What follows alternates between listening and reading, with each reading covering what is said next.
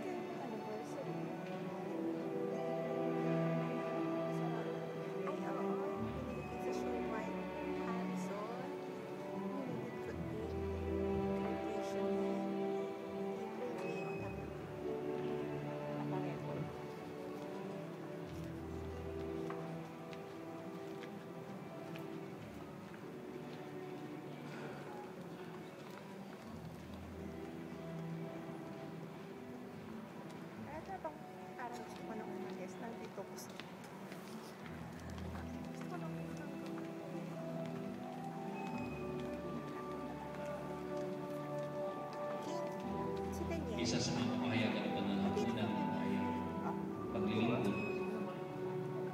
na hindi tinitimbang ang kapalit, kundi pinapahayag ang kagalakan. At ito ang isang bagay na inyong ginanap at patuloy kayo sa paglilingkod, maging tapat kayo at paglilingkod ng kanyang Panginoon. Tumayo kayo maging sa inyong mga pinananayan. Amen.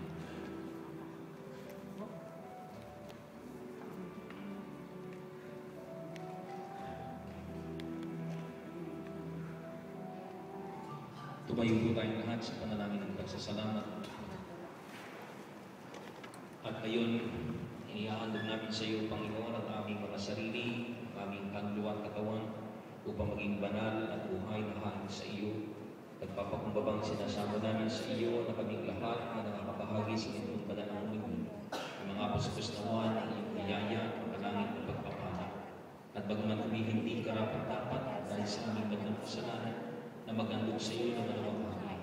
Gayunman ay sinasama namin sa iyo at tanggapin itong aming kapangkulang paglilingkod na di tinitimbang ang aming mga karapatan, kundi pinatatawad ang aming mga pagsalansa sa pagitan ni Jesucristo ng aming Panginoon, na sa kasamahan niya at sa pagkisan ng Espiritu Santo, lahat ng karangalan at kalwalhatian ay sumayo o ang makapangyarihan sa lahat at walang hanggan.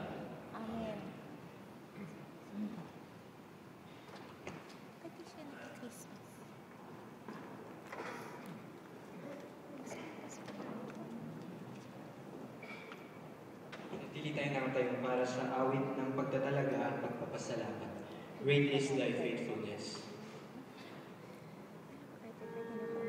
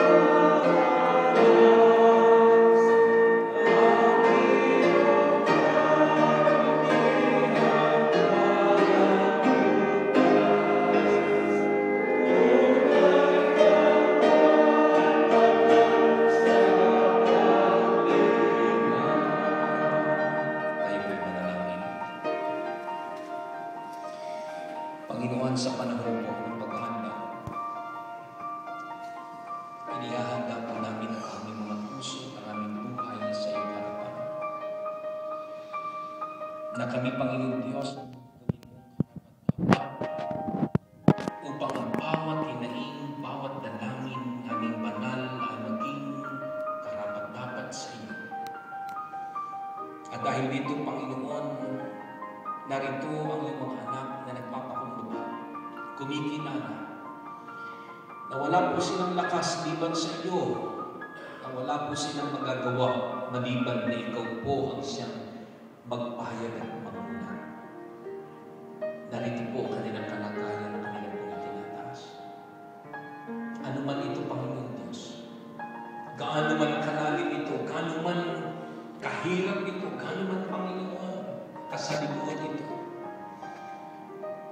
At dahil meron po kaming Panginoon at meron kaming Ama na siya didinig po sa aming panalangin, ay meron po kaming kapanatagan, mayroon po kaming Panginoon Diyos na kasiguran.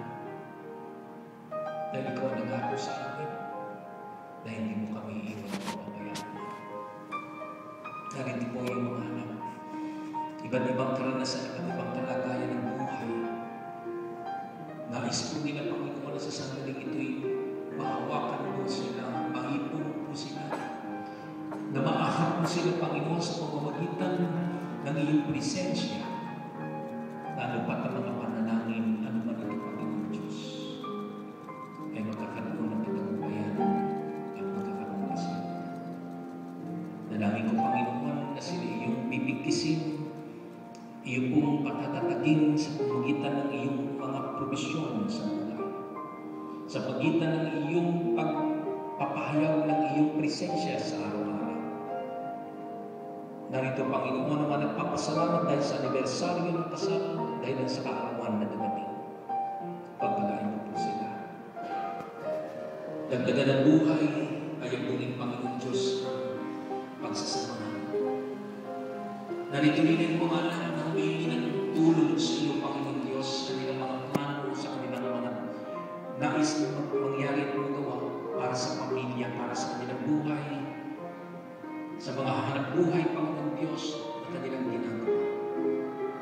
Ikaw ang siyang magturo ng daan at kaparaanan upang ang layon mo, Panginoon, ang siyang masundan, ang iyong kalooban na siyang makita, Panginoon, hindi ang sa amin. Itatagumili namin sa iyo ang buong isang linggo. Tulungan mo yung mga anak na magtagumpay sa kanilang mga ginagawa.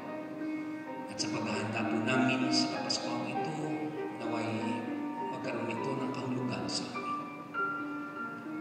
Dahil ito ang aming hiling at dalangin sa matamis na pangalan ni Jesus, aming Panginoon at Tagapagligtas. Amen.